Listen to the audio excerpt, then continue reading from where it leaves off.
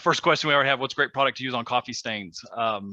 Lids for cups. Don't no. Oh, it's 75 minutes. Sweet. So they make specific coffee stain removers. Really, it's about time with coffee stains. The sooner you get them up, the better you are. You can try a specific coffee stain remover, but coffee tends to be acidic. So anything that you use, you want to make sure that it is the opposite pH as you're cleaning for it. There you go. Spots will not clean up to floor stickers suggestions. Okay, again, that's floor stickers. That's an adhesive. A lot of times adhesives are organic. And so again, now you're looking at alkaline cleaners. Alkaline tends to help dissolve organic soils and stickers like that. And yeah, a handhold carpet extractor for those quick coffee stains on carpet. That's great. The sooner you get it up, the better it will be. So absolutely. So if y'all are ready, it's about 5 after. We got 75 minutes. We got 70 minutes to talk about cleaning, and you all will be subject matter experts after this session. And then you can tell your boss to give you more money, right? That's how that works. At least I hope so. Never worked for me. Maybe it'll work for you. So can you all see my screen? Hope you're seeing just that smart church solution, because I can never tell if you're seeing my screen. Which one are you seeing? Does it have time or not?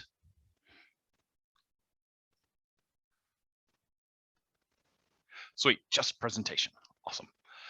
Good. All right. So first slide, this is about cleaning. That's me, Nathan Parr. And thank you again to our wonderful sponsors, Brotherhood Mutual Ministry Platform and National Association of Church Facility Managers. All great people there at those companies. Good resource, good information for you. Take advantage of them, check them out. There we go. I've done my due diligence. So let's just jump right in it. So first thing I want to do when we talk about cleaning, and I always love to do this, is we have to define the terms. Because if we're not talking about the same thing, then where are we going to go, right? So when we talk about cleaning, and then kind of in this primary sense, it's removing visible dirt, debris, marks, or stains. That's cleaning.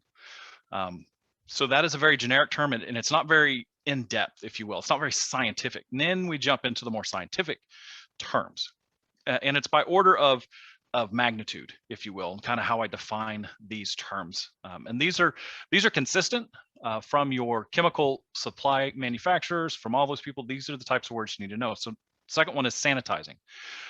So typically when we talk about sanitizing, we're talking about treating food contact surfaces, and it destroys those cells. That mean growing cells. Stuff public health significance. So if you hear about that breakout, don't eat that restaurant because everybody gets sick afterwards. Okay, they're not doing a good job of sanitizing surfaces. And so we're reducing the numbers of undesirable microorganisms, but we are not adversely affecting the product or its safety for the consumer. So it's good about dealing with those, again, public health issues. I got sick, let's not eat there, but it doesn't get everything. Then we go on to disinfecting. It's like sanitizing, except for the control issue. If you disinfect something, disinfectants, they have major control issues because they don't want to leave anything alive on the surface, nothing. That's where this wet dwell time, you may have heard of that. If you haven't, I'm glad you're in this class, because a disinfectant is only effective as long, assuming that it's been left on the surface for its dwell time. So if you look at those like Lysol wipes, and everybody uses that, and I'm not supposed to use brand names, but those instant wipes or whatever, and you watch the commercials and they're like, oh, just wipe it and now the surface is clean. I use my hands a lot during presentation. You don't see them as well on here, but hey, just deal with me.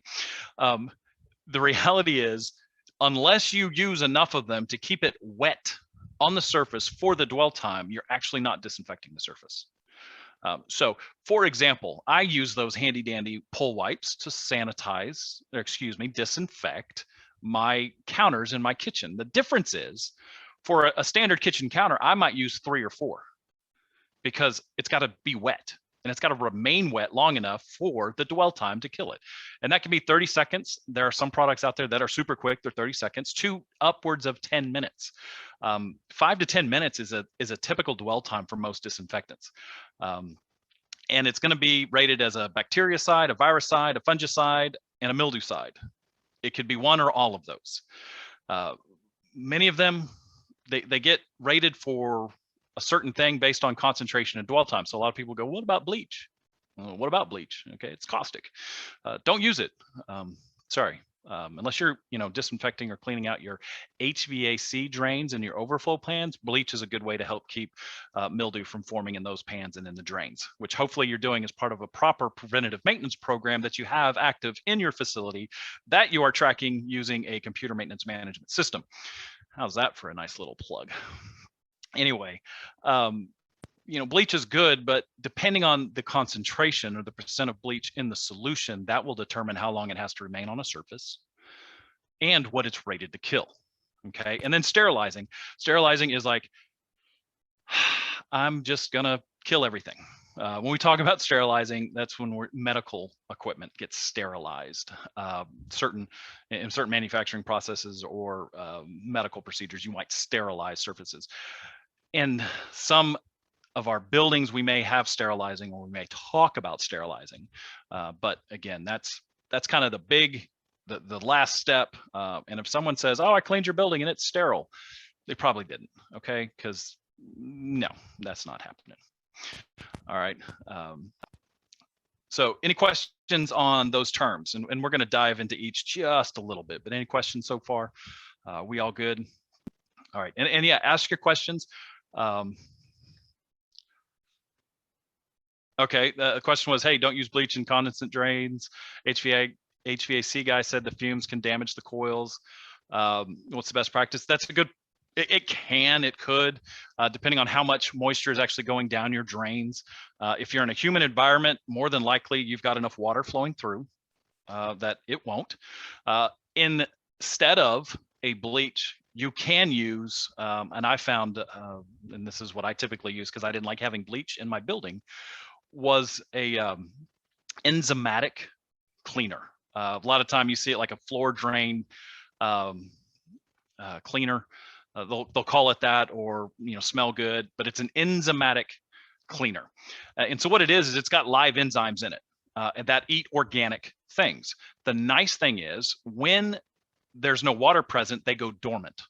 So if you coat your pan, you coat the drain with this enzyme cleaner, they go dormant if there's no water, but once water starts flowing, they become active, and any organic material that tries to form, they eat it, and it makes your drain smell good. So that's a good use, and you can use those for all of your floor drains, especially if you're using reduced water in your cleaning tools because you're using microfiber like you all should. And we'll talk about that later, but that's great for floor drains because it makes it smell good. And again, it stays active while it's wet, and it goes, and it's not going to cause any problems. And yes, most products will list dwell times on them for disinfectants and sanitizers. That's from Kelly. So they do, and it's going to be listed usually on the packaging, or it might be on the SDS sheet, the safety data sheet. And so we go from there. All right, we'll keep going. Like I said, please ask your questions. I love the questions. We got 70 minutes, and I won't stop early, so we'll just stare at each other. You'll at least stare at me if we don't get a bunch of questions, and as we go. So I mean, I'm good, but hey. So or I'll just put that picture up. So let's talk about cleaning. That's not necessarily a clean toilet. Hopefully you haven't had to deal with many of those in your building. Here's the funny thing, and this is why cleaning is important, and it's the beginning. It's always step one that we need to know, is that this toilet, looking like this, could technically be disinfected, because I could have saturated that with a disinfectant and killed all active organisms on there, let it dwell for 15-20 minutes. And that could be a disinfectant, but that's not a very attractive thing for your folks to see when they walk into your building. Let's be honest. So cleaning is important, and that's why it's part of the process. And that's when we remove that visible debris. We want to do that because if we don't remove some of that visible debris, that can inhibit the effectiveness of the disinfectants and sanitizers. And that's important. So there's times that we can't just jump right into disinfectant. Sometimes we have to clean. And then there's sometimes that you may disinfect a surface, let it dwell, then clean it, then disinfect it again. So that's why cleaning is usually the beginning. There's some play there. Hopefully, if you're keeping on top of things, this is not an issue. And cleaning, think of it as surface prep. You've all heard it before. The prep work is the most important of any project. The same is true of cleaning. Now, in the technical process of cleaning, your prep work is maintaining your equipment, getting your cart ready, getting all that stuff ready. But when it goes to actual cleaning, this is what the prep work is. It's cleaning. We got to, or the process of cleaning. The first thing, the prep, is we got to clean the surface. We got to pick up the trash off the floor. We got to sweep up the debris. So when we introduce our chemicals and processes, that we're actually spending the least amount of time to get the best result. Okay. So that's cleaning. So let's talk about sanitizing. And we're talking about sanitizing, and it may be step 2, but it also may be step 3. And if anybody goes, what? I don't get it. That's okay. I'll explain later. And if not, just ask me later, and then I'll make up something that'll sound right. No, maybe step 2, maybe step 3, because we may need to sanitize, but we may need to sanitize after we disinfect, and you'll see that. So questions come in, thoughts on fogging a building, good practice, worth the cost? Yeah, I'm not a huge fan. I'm not a huge fan of fogging a building because your building is filled with lots of devices that may not react well to fogging. Yes, it'll get everywhere, but the problem is it gets everywhere. And if you don't have a TV that's rated for it, if you don't have a soundboard that can handle it, if you don't have a pipe organ or a grand piano, these are all things that can be negatively impacted by the process of fogging. And I know a lot of people say, well, it's safe and it doesn't hurt. And, they've never had to replace a $30,000 soundboard. They've never had to retune a grand piano or deal with the music minister because you moved the grand piano. By the way, I never moved the grand piano if it needed to be moved off the stage. I always asked the music minister to do it. You should too. Don't touch them. So I'm not a fan of fogging because it is so, I can't control it. It goes wherever it wants to go, however it wants to go. I prefer electrostatic sprayers because it sticks where I point it.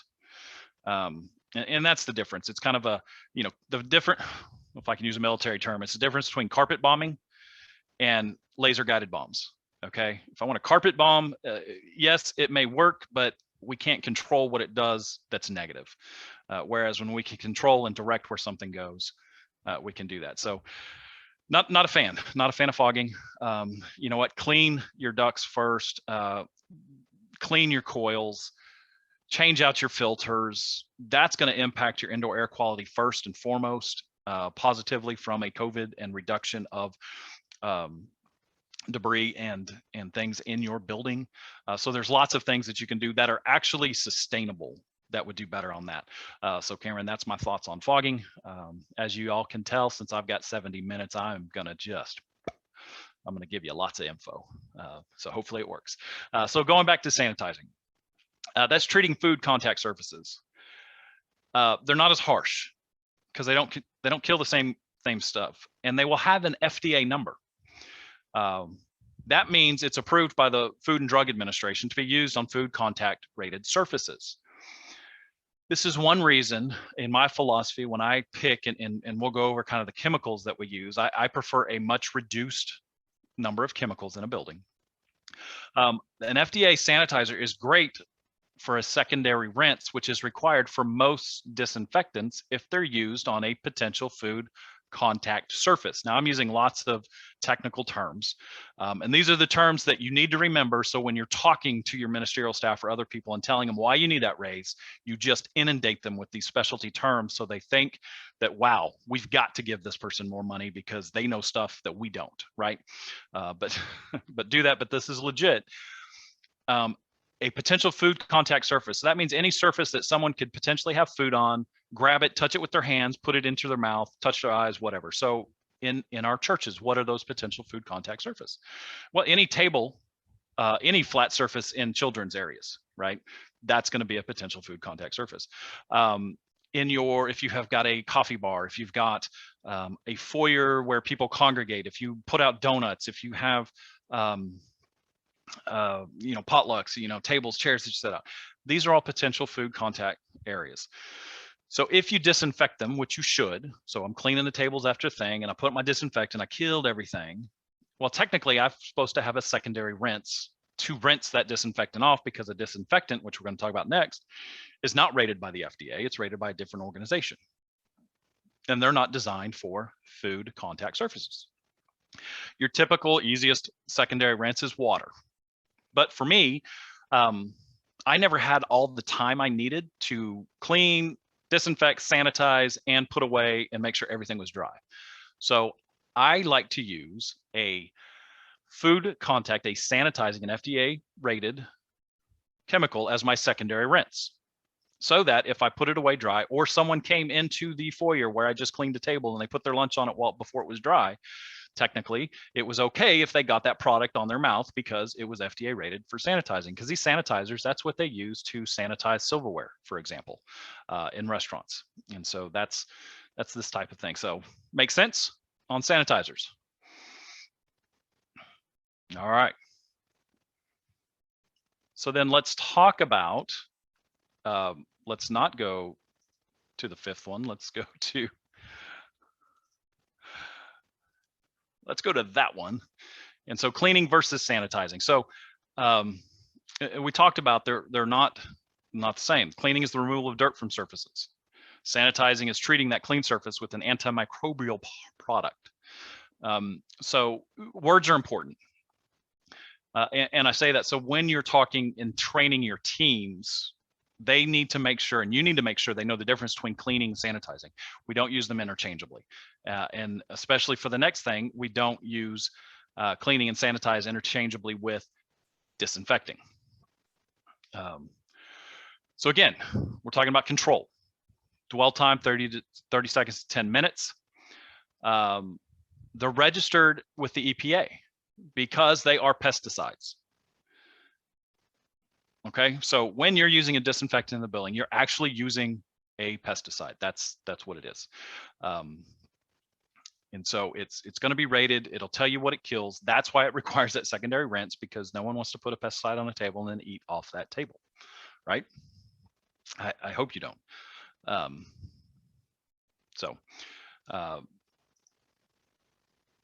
Next slide. Okay, so I just said that, didn't I? Okay, so here you go. That's important. But what I want you to know from this slide is, because it's kind of a repeat, but it's got to be used properly to provide the safest in your safest use in your facility. Because if you don't dilute it correctly, or if you splash it all around crazy, it's going to cause a problem. And then for SARS-CoV-2, COVID-19, you can look at the EPA list in and put it on there. So when it's listed as a disinfectant, it's going to have an EPA number on it. You can plug that number into this list in or on the EPA website, and it'll tell you if it's been tested or rated to be effective against that. And then you can also look it up. If you don't know about it, you can plug these numbers into the EPA website and it'll tell you everything that it is rated to do. It should also be listed on your safety data sheet, which I assume that all of you are doing a proper hazardous communication program as defined by OSHA. So you will have an SDS binder available either in hard copy or electronically, as long as it's available to anybody you expect to come in contact with these chemicals so that they can find out information on them. Everybody hear that? Everybody have an SDS program, right? Everybody has a binder. Where do the SDS need to be located? It needs to be where anyone who could come in contact can find them. And so that means even your front office personnel or your volunteers that are in the building all the time, they should be able to know where to find that binder.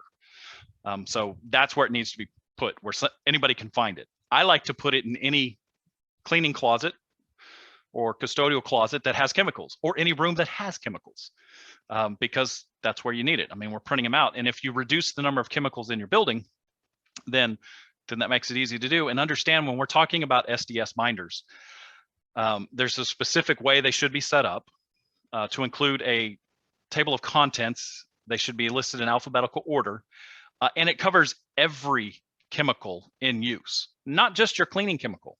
So if you've got, say, a daycare and a teacher brings in air freshener,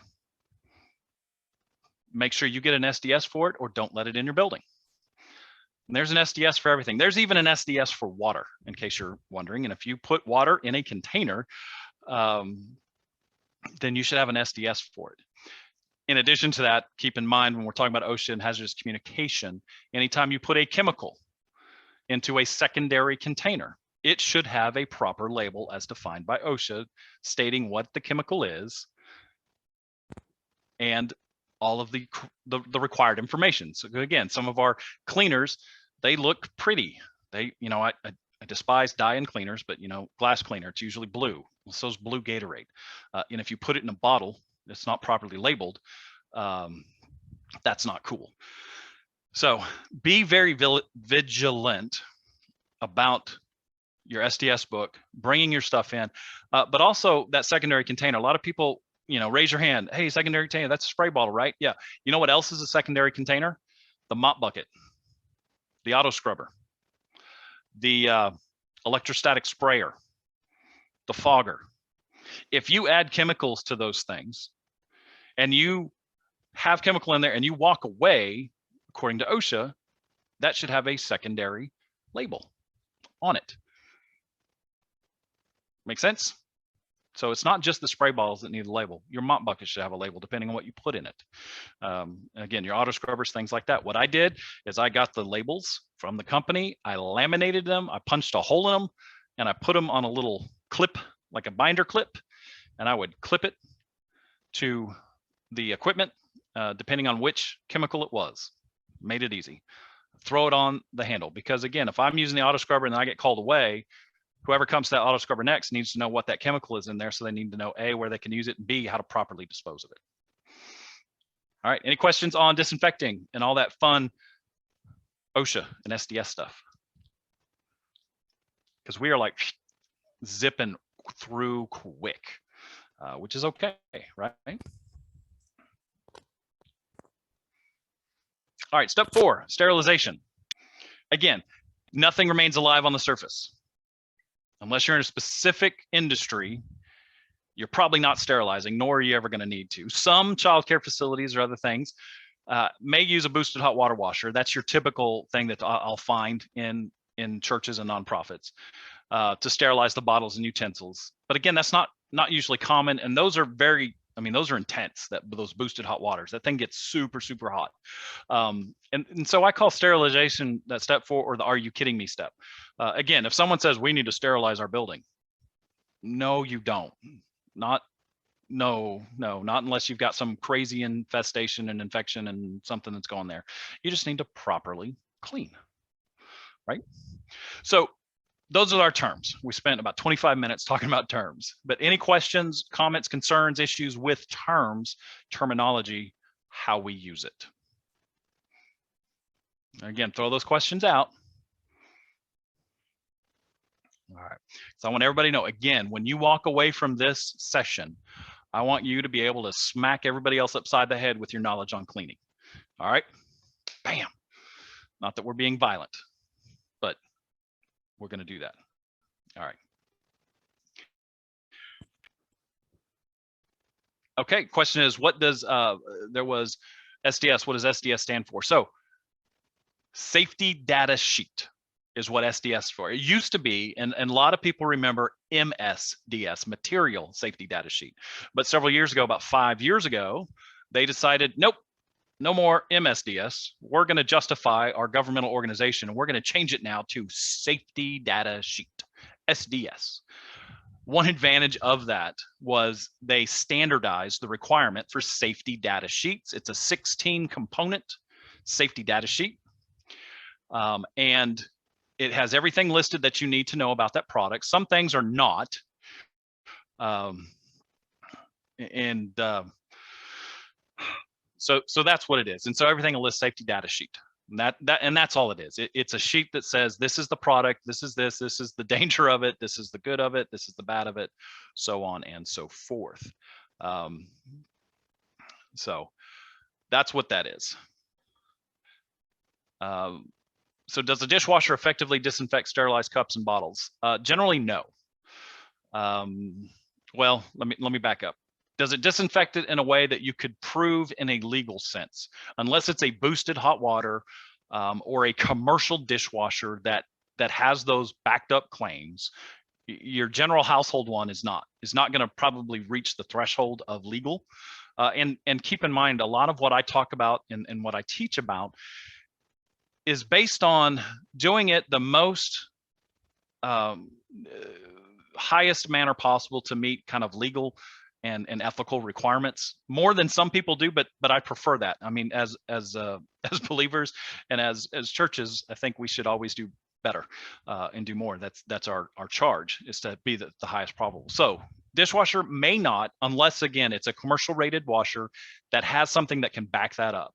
Some of the chemicals will clean and do that, but again, to be disinfectant, it's got to be a boosted hot water, because your typical domestic hot water is not going to get hot enough for that. So you can do it that way. And Tommy, your question is, are we talking when and where and how often to clean? Or I'm not sure how, if you give me a little more on that question, that'll help. Question come in, bleach to sanitize since it's recommended by the state. Okay. If you want to have here's a funny story. Okay, I'll tell you a funny story. I got into an argument. I get into arguments a lot. I got into arguments a lot with state and officials, but I got into an argument with the Department of Family Protective Services regarding bleach and disinfecting and sanitizing proper process at the daycare level. We had a licensed daycare in our building, and I had just recently switched over. I had gotten some training and I was excited because I was using these proper chemicals and actually doing it, and I could verify it and I could prove it. And the inspector said, no, you got to use bleach. And okay, most of the time the state is behind the times when it comes to chemical selection and usage. Can bleach work? Yes, it can work. There are different solution ratios that are required depending on what you're trying to kill. They will probably have 2 to 3 different solution ratios that they're putting in their paperwork, again, wanting to do it. I don't like doing those. I prefer to use something, a chemical provided from my chemical manufacturer that is a EPA registered disinfectant, followed by an FDA sanitizer as a secondary rinse. But if you're like me, you get into a fight with them and then you take it all the way to the state, and then you basically have to say, okay, we're going to have bleach, and then tell the teachers to use the bleach like they're required quickly, and then do it the way I've told them and listed them out. But eventually they allowed us to do that because I showed them the paperwork and it worked. It's not an easy process. It's also how I met the local OSHA safety consultant program director. So that was fun too. But so again, I'm not a fan of bleach because if it's not diluted, it's very caustic. The gas, and if it mixes, obviously if it mixes with something that has ammonia in it, and there's lots of cleaners that do, it can create phosgene gas, which is very dangerous. So I'm just not a fan of bleach. If they'll let you, as long as you can justify it, show it with defensible paperwork that says this is what I'm doing and why, a lot of times they'll let you change it. And we're going to get in on Tom about how often and do we clean in the process. That's definitely coming up. So we're going to talk about that. Cleaning protocol for portable sinks for kids to wash hands. The main thing about that is have a soap that's an antibacterial soap and wash it as often as they want. That's the best practice. If we can keep the little germies off their hands, that's great. And when you're cleaning a daycare area, by the way, especially if you're using flat mops like microfiber mops, which we can talk about more in depth later, keep in mind 32 inches to the floor. It is real simple to take your flat mop, put disinfectant on it, and walk up and down the aisles cleaning those 32 inches from the floor up. And why do we clean those? Because little kids, when they walk, that's what their hands run across. So as we're cleaning those high touch areas, remember that area too in your daycare. That helps reduce it. It's a great way to clean at the end of the day, knock all that stuff off. So yeah, septic and bleach, not good. They don't mix. You're absolutely right. Can I get that paperwork? If you're talking from the SDS paperwork from your chemical chemical manufacturer, they're required to provide it. So they've got it. If they can't provide it to you, then don't use the chemical. Tell them that, hey, if you're going to sell this to me, you need to have this SDS sheet, because they've got to have it on hand too, because they stock it. As for particular brands of disinfectant, I'm pretty open to any. What I do is, what can I verify? So it's less important to me what their advertisement copy says. It's more important to me to what can I prove? Does it have an EPA number that I can prove? There are some products out there that work, that scientifically, or we know that'll work and clean, but they haven't paid for the process to get that EPA number. And it is very, very expensive, by the way, to get a chemical with an EPA or an FDA number. There are multiple tests that you have to pay for, some thousands of dollars, some millions of dollars, before you get that label. So some of this new technology may not have it. It may be effective, but it may not have it because they haven't paid for it. That doesn't mean that it doesn't work. But for me, I have to go by, what can I prove? So if someone says your cleaning process hurt my child, I need to have the paperwork that says, according to this and my training process, we used it correctly, and this is what it did, and we're okay. So we have to look at that. Oh, paperwork to show your Mother's Day out to stop using bleach. Yeah, I take all the bleach out of the building. So I don't know. I don't have a good way there. That's part of building that community and awareness, and hopefully reminding them. But great questions. Thank you for that. I love questions, because if I just have to, read my thing, I don't like doing that. So the what? So what? We've talked about terms. We've talked about stuff. What does this mean? It means nothing if it's not combined with a proper cleaning program in your facility. So that's where we're talking about here, Tom. That's where we get into that proper cleaning program. And the improper uses of chemicals, bleach, in your facility is just as, or potentially more, dangerous than doing nothing. Because again, throwing a disinfectant all over and then letting kids play with it like it's rainy day puddle time is bad. You don't want your kids playing with pesticide. And an improperly equipped and trained team is going to create a false sense of security in the facility. I've got a great story about that. I got a lot of stories. Great story. So I had, when I first started and first began as an operations manager, I did not know how to clean properly. I thought I had an idea, but I didn't. I was making it up as I went along. Okay, like many of us, we kind of get thrown in there, and we kind of know how to clean our house, but now we're stuck cleaning a facility that's 100 times larger than our house, that has thousands of people walking through. It's a whole different animal. You may be able to clean your house well, but that does not necessarily translate to a commercial facility, which your church is a commercial facility. So that being said, I had a worker that cleaned the daycare, and she cleaned it one night, and the next morning I got complaints. Oh, it's horrible. She did bad. It's not clean. Okay. And she was out that night. She wasn't feeling good. And like many of us, I was short staffed. So guess who got to clean the daycare? I did. This guy who had no clue, still using string mops, still using all that stuff. So the only thing that I did different, with the exception of I probably didn't clean as detailed as she did because she was really good. The only thing that I did different is I added a splash of bleach to my mop water, my cleaning agent. I'm not even going to call it cleaning agent in the mop bucket. It was like some random cleaner. I did the traditional, how do I mix it? It looks good to me. And then we went from there. The next morning, they were like, oh, it's so much better. It's so much cleaner. I want her to do it that way every time.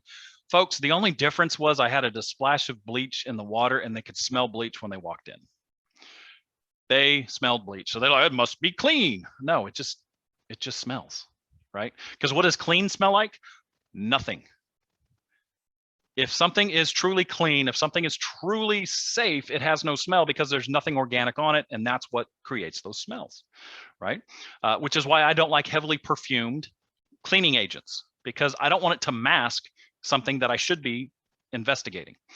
So a proper program is going to have the right equipment, the right chemicals, proper training, the correct staffing level, and enough time to perform the process correctly. We're talking about dwell times. So when we talk about dwell times, we have to take that into account as we're cleaning. The question is, do I know of any effective custodial training? Okay, so I have two sort of recommendations on that. I found some decent stuff on YouTube, especially when it comes to microfiber tools when you're first taking that over. Hilliard Chemical, it's a company. They do have a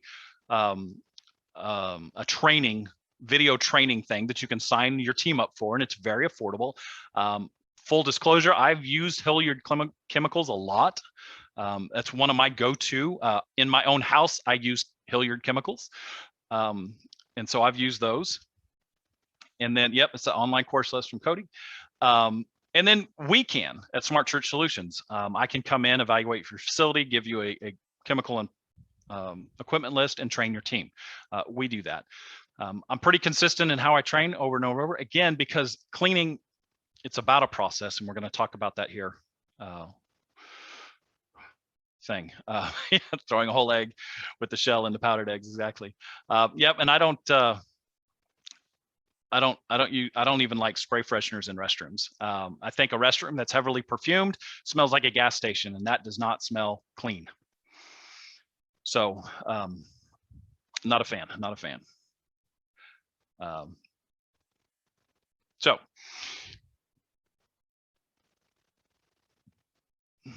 training program, what is it?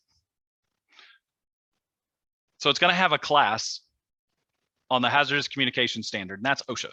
Okay, anyone that works and handles chemicals in your facility should have a training class.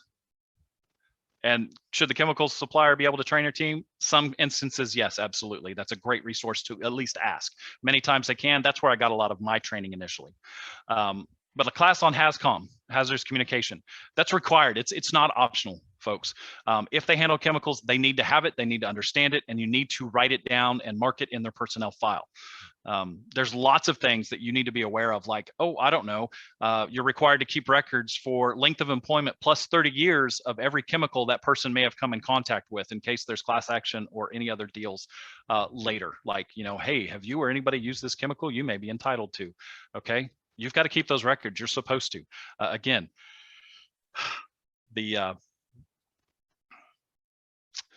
so there you go. It's got to be there. Length of employment plus 30, lots of fun stuff there. HazCom, it's pretty simple. You can get those training sessions directly from OSHA, and it meets their standards.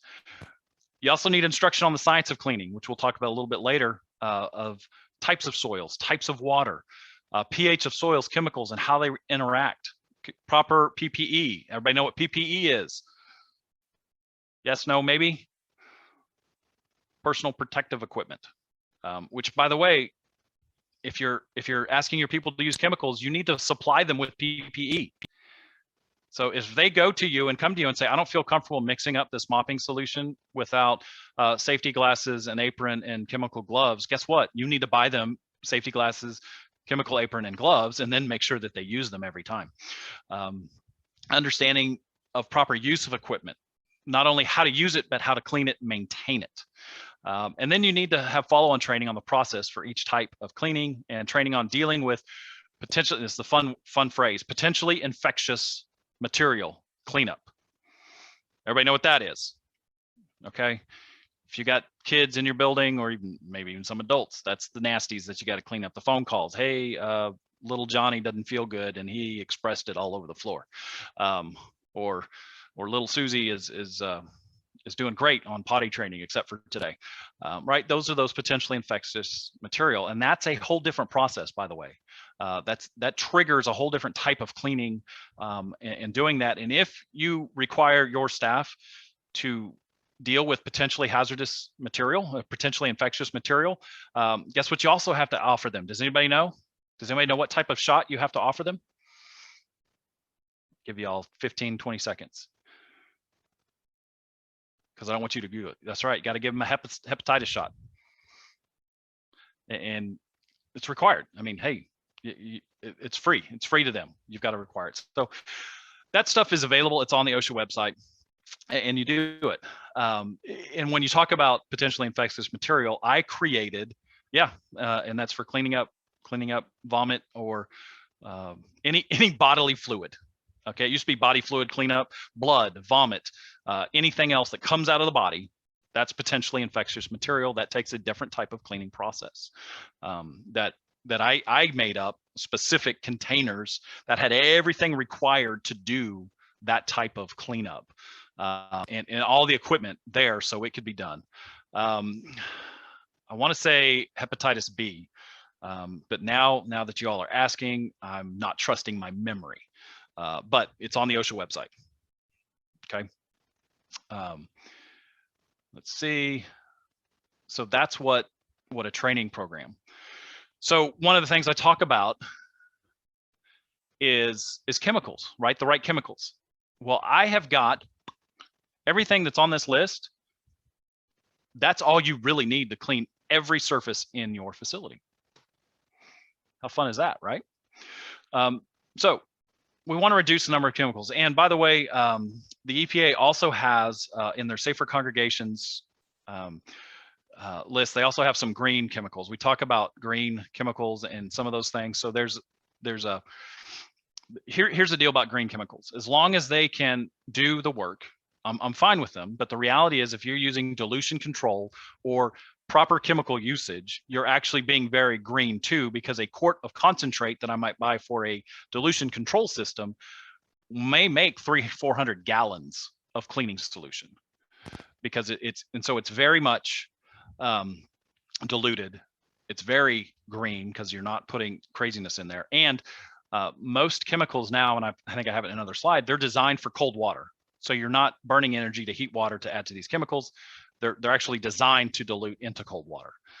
But what do you need chemical wise to clean your building? Okay, you need a list-in disinfectant. And some of those disinfectants are going to have a soap or a surfactant, which is a fun word, in it that you can use as kind of the step one and clean and get that soap to get stuff off, and also leave it wet long enough to disinfect it. Then I like to have an FDA listed sanitizer for sanitizing surfaces, obviously, and also for my secondary rinse when required.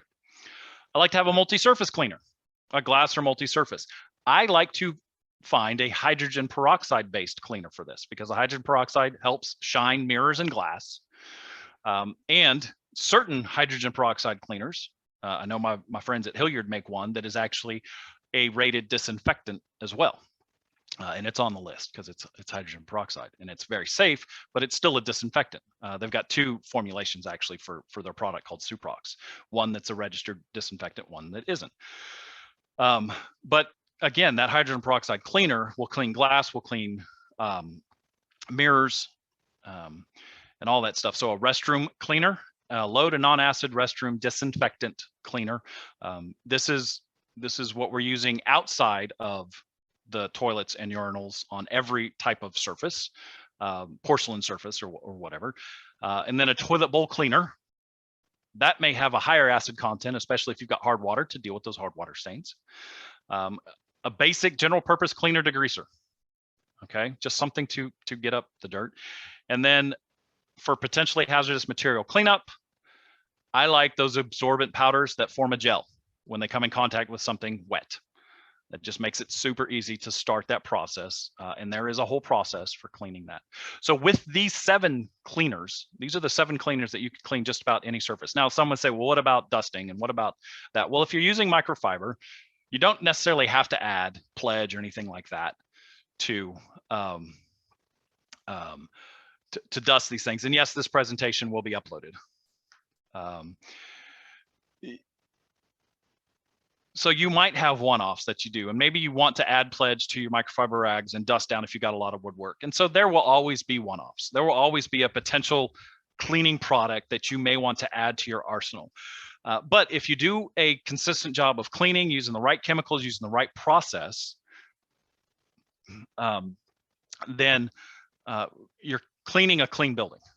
And so you need to use these specialty chemicals all the time. The question is, can the EPA list in a restroom cleaner be the same? Absolutely, it can. What you have to be careful of is the acid content. A lot of time of marketed restroom cleaners, you probably don't want to use outside of the restroom because it's going to have it's going to be more acidic. It's not going to be closer to the neutral. Whereas a lot of your EPA list in disinfectants that are neutral cleaners or called neutral cleaners will not stain and do all other stuff. Absorbing body fluid, there's lots of things out there. I used to use a product called Devour, made by a company out of Kansas City. And it was awesome. It came in a little bottle. It was about the size of a normal Gatorade bottle, or like half the size of that. Okay, it was about that, and if you can't see, it's like this big, right? That helps. Okay, so like a 20-ounce water bottle. It was about that size, right? Devour. That powder was enough to absorb 5 gallons of fluid, to solidify 5 gallons. It was heavily perfumed, and it was so fine that if you overused it, it was a lung hazard, inhalation hazard. So you got to be super careful about these absorbers, these gellers. And again, that was Devour. That's the one I used. I really, really liked it, but you just had to be careful. But again, anything that you bring in, so if you hire a company, a person, the PPE, whoever is paying the individual to work with the chemicals is going to be required for that PPE. And they should provide records. So if you hire a company, outsource a company, and they bring in chemicals, they should be leaving a list of all the chemicals, the SDS of all the chemicals that they're using in your facility for you. And that's their responsibility to keep it up. Any chemicals you use in the building that you bring in, it's your responsibility to have that binder. So again, think about that. Anything you bring in, it's got an SDS, you got to put it in that binder. All right. No equipment and no cleaning. And if you've got no equipment, you ain't got no cleaning. Okay. Equipment is the multiplier. It's the force multiplier. You got to know it. Proper equipment that increases your efficiency and effectiveness while reducing your long-term expenses. Use microfiber mops, dust mops, wiping cloths. You'll see there in that little example, there's lots of different colors. Yes, I like different colors microfiber mops. That helps me when I train, so people know what to use where. It also keeps my cross-contamination down. Help with filtered vacuums if possible. Upgrade your vacuums. You're not getting the best deal if you go to the local big box store to buy a vacuum. You need to buy the commercial rated vacuums that have the motors that will last longer, that have the multiple filters that you can keep clean, that have the best bags for it, and have, again, there's a difference between a commercial vacuum versus a big box store vacuum. If you've got the money, you've got the space, get those auto scrubbers, those carpet extractors when possible. You don't have to go big. If you don't have a whole lot of carpet, Bissell makes their big green carpet cleaning machine. That's a light commercial use carpet extractor. Works kind of just like a big old vacuum. You can see them for rent. It's kind of like the rug doctors you rent. That's a great one for cleaning up small carpet things. And you can use it to clean large sections of carpet if you don't want to get a big extractor, hire that out. Auto scrubbers. Absolutely. 6,000 square feet can be cleaned with an auto scrubber in 20 minutes, 25 minutes, if you've got open space. Replace broken or worn equipment sooner rather than later. Okay, just because they can get used to using something that's broken or not well doesn't mean they should. And then obviously electrostatic sprayers. That's a big thing now. And it is electrostatic sprayers, not a fogger, because the electrostatic, when you add that electrical charge, that's what makes those molecules distribute evenly across whatever you're spraying. Okay.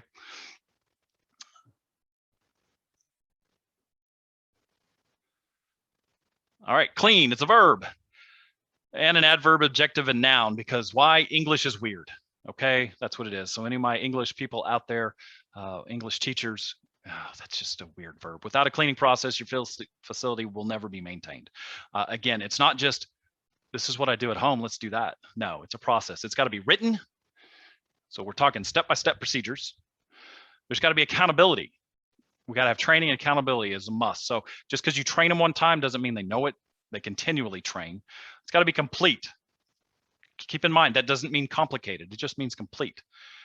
And it's got to be accessible. The team always has to have access to the process. So how about an example of a cleaning process card, right? Well, you asked for it and I am providing it. There you go. This is a legit, and I say legit because this is one of my process cleaning cards that I used and I still use because it works. Very simple. Left-hand side, step number. Yes, we follow them in order. The process is in the middle and the equipment used is on the right. So general surface cleaning, I come into a space. What am I going to do first? I'm going to get all the trash and large debris out. I'm going to use gloves and a large trash bag. Then I'm going to wipe down all horizontal surfaces, removing debris and ensuring total surface is touched. And then I'm going to make sure it's got what? A red cloth and one of those two chemicals. Dust all the surfaces from the top down. So you notice I'm letting my stuff dwell, and then I'm dusting because I don't care if the little dust gets on the disinfectant as it's dwelling. It doesn't matter to me. And I'm using a red cloth. I'm not using a trigger sprayer. Why? You try to saturate a surface like a table with a trigger sprayer wet enough to last for 10 minutes, and you'll have carpal tunnel after the first table, and you'll quit doing it. Then clean my vertical surfaces, trash receptacle exteriors. Again, red cloth or juvenile QT+, those are two disinfectants. Respray, wipe all horizontal surfaces with a green cloth and a sanitizer. See, I've changed it, right? Clean the mirrors and glass with a blue cloth and Suprox. Replace the trash can liners. Sweep the floor, place wet floor signs out, mop it with a microfiber mop and one of these two items, and then clean all equipment, return to storage, pick up wet floor signs. That's a process. And your team should follow every one of those steps as they're cleaning a room. There's different process cards for restroom cleaning, for kitchen cleaning, for sacred space cleaning, for everything else. Shoot, can you buy them? Hey, you hire us and I will help make them for you. Because every place is a little different, but we can do that. Laia, you asked about issue with paper towels. Yeah, because it's not grabbing or taking all the contaminants off the surface. Paper towels is a horrible choice for long-term legit cleaning, in my opinion. It's great for I got to do it, but I would not use that as a long-term. Why do I like the microfiber? Why do you keep feeling saying it's microfiber? Because microfiber has all these little microfibers, right? That's why it's called microfiber. Millions of little grabbers. And so when you rub it across the surface, you can picks up all that little dirt and it traps it. And one 18-inch flat microfiber mop will clean up to 150 to 200 square feet of flooring before you have to set it aside and get a new pre-saturated microfiber mop. And that's the thing, like microfiber mops, I'm pre-saturating, so I'm using a lot less water. I pre-saturate, I clean, I put it in the dirty pile, I put a new one on my mop. And so these microfiber knots, you have to wash these. So that's some people, I got to wash stuff. Yes, you have to wash microfiber. They're not disposable, but a standard microfiber mop can be washed about 350 times before you have to replace it. Okay. Wiping cloths, about the same. To clean microfiber, you don't use fabric softeners, you don't use harsh chemicals. And usually if you've got a good spin cycle on your washer, it spins it enough to get them dry enough that you don't even have to use a dryer. So at the end of the night, you separate them out, you wash them or wash them throughout the day. I always bought enough microfiber cloths and mops and everything to be able to have a full set and all my little cleaning closets plus stuff in the washer and going. So long term, it is way more cost effective and green than anything else. And again, we can reduce cross contamination. I know and would know what step somebody was on based on the cloth in their hand. Red is dead. That's step number one. That's killing everything. Green is go. I'm using my sanitizer, the second thing. If I saw someone using a yellow cloth in anywhere other than a restroom, I had a problem, because guess which cloth was used in the restrooms on restroom equipment? Yellow. I'm not very creative. Okay, it made sense to me. Orange was for dusting, blue for mirrors and glass, and black and white was used by my maintenance folks.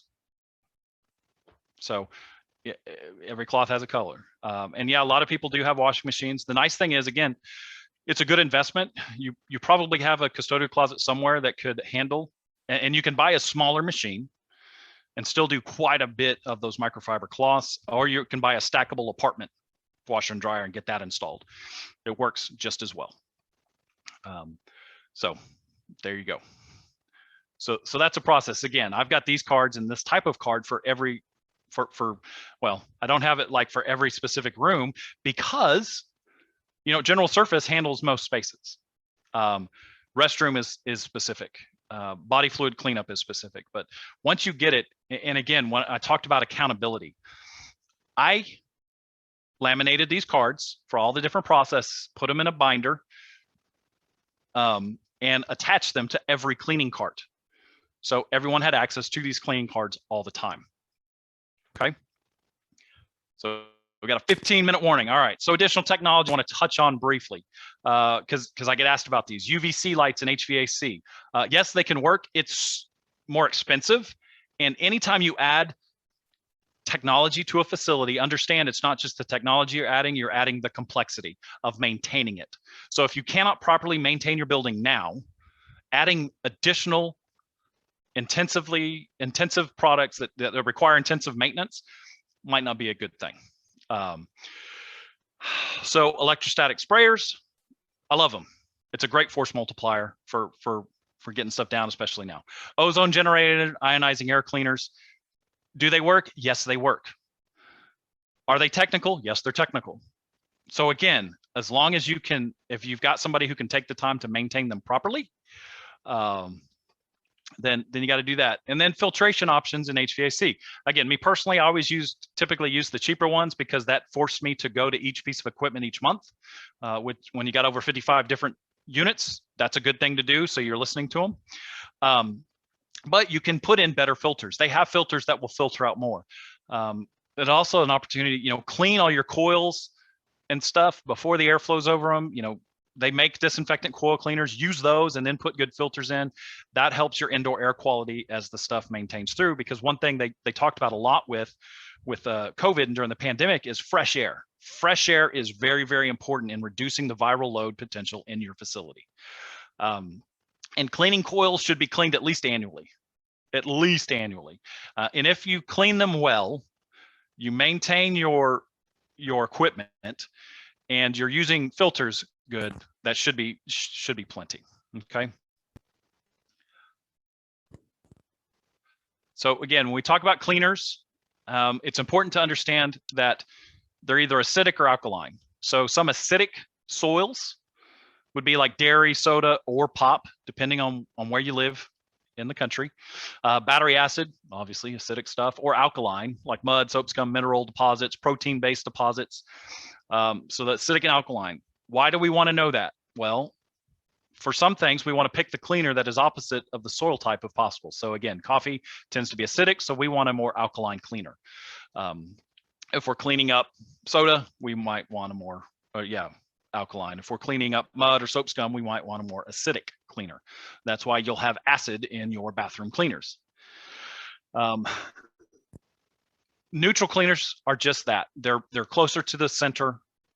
They're okay. They just take more time to clean stuff.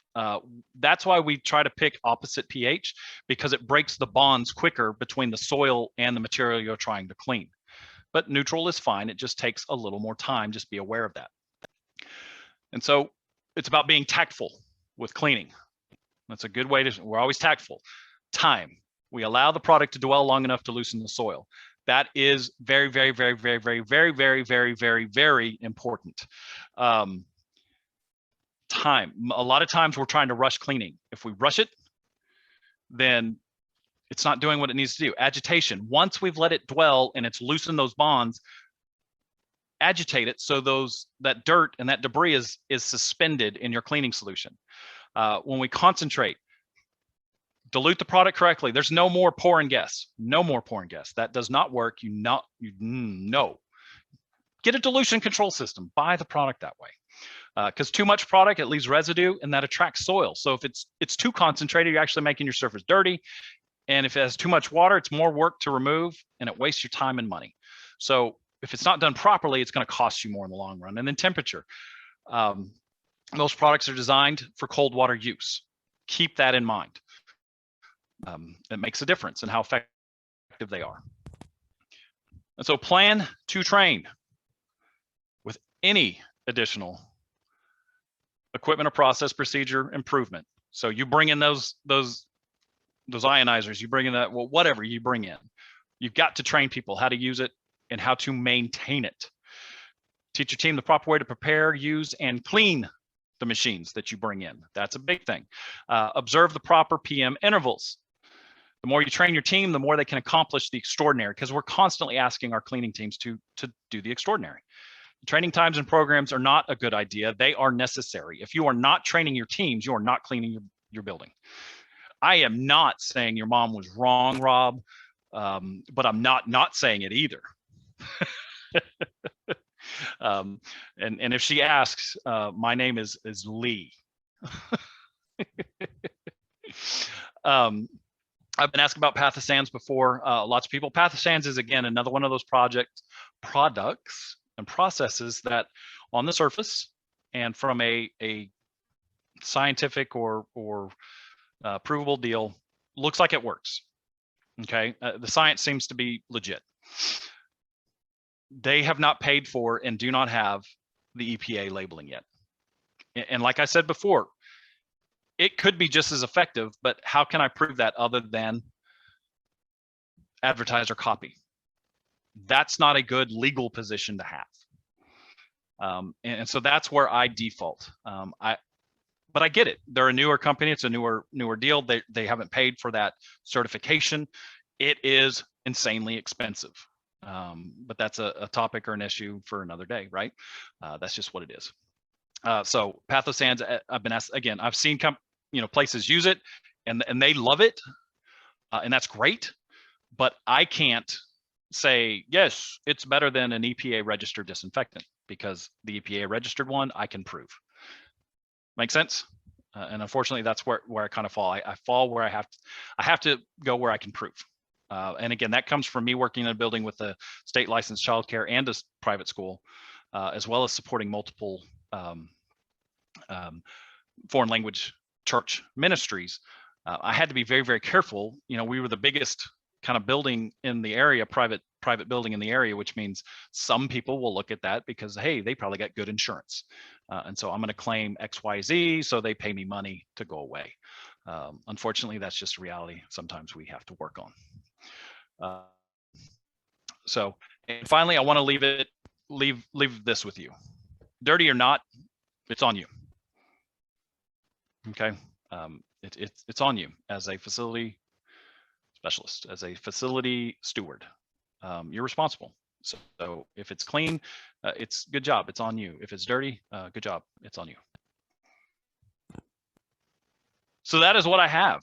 I'm running up on the time. The question is, what about combo chemicals that are sanitizers and disinfectants? Well, that's technically not accurate. It's not going to be an EPA registered pesticide and an FDA registered food contact surface deal. So that's a misnomer. That's why we define those terms.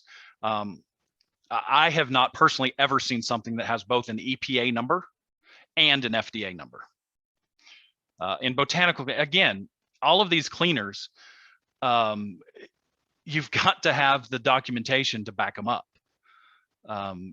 Green and people use orange oil for this, or I use this, or I use this I'm sorry. I'm not sorry. I may step off some toes, but if you tell me that you use essential oils to clean your building, then I'm going to tell you I've got bridges and that I want to sell you too, because no, essential oil, that's what you put in your car, maybe.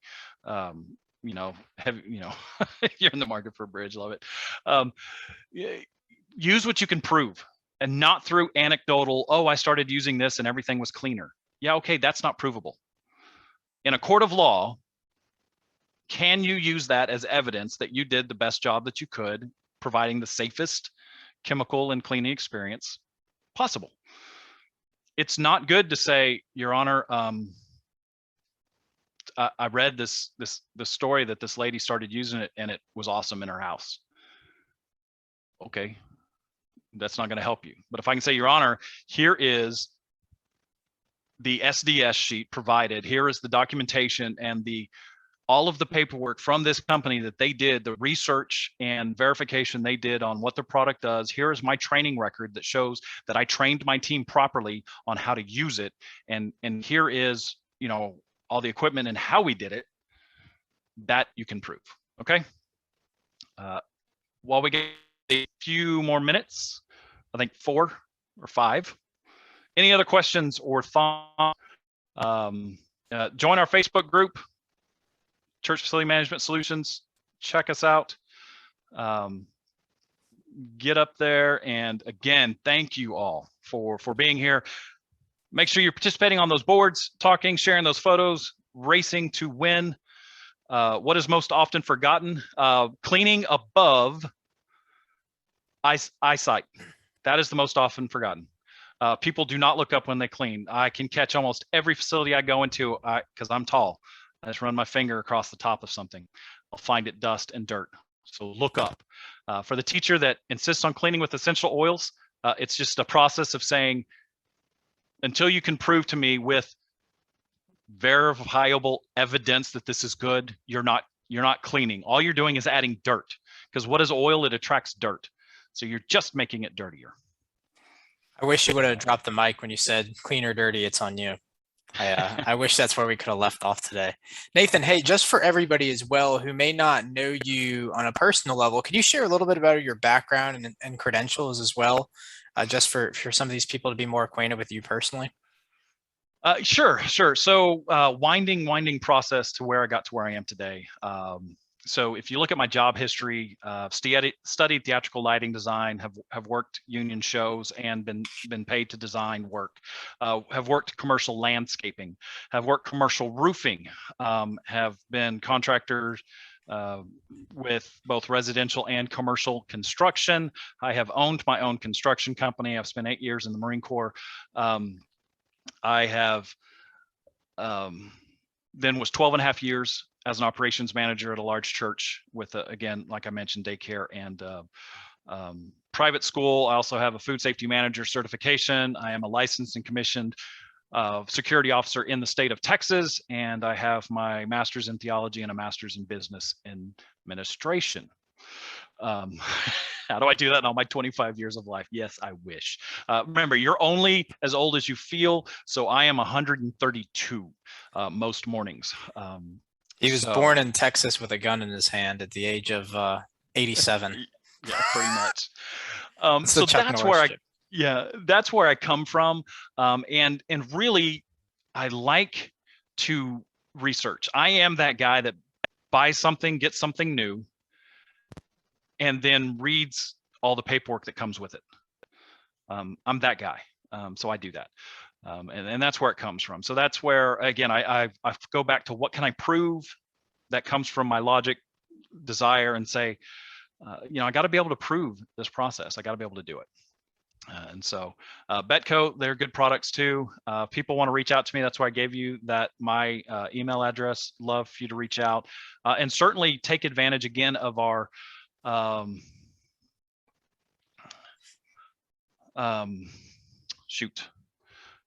Facebook group.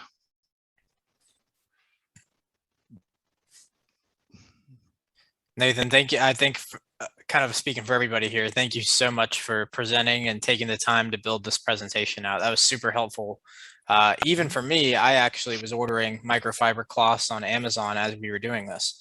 So Yep. it was awesome. There you go.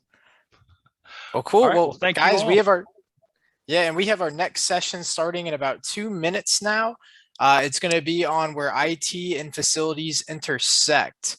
Some really awesome people, some guest speakers for this one. So we'll go ahead and transition into that one. And again, if you have any last minute thoughts for Nathan, any questions for him, his email is nathan@smartchurchsolutions.com. We'll see y'all in the next one. That's it.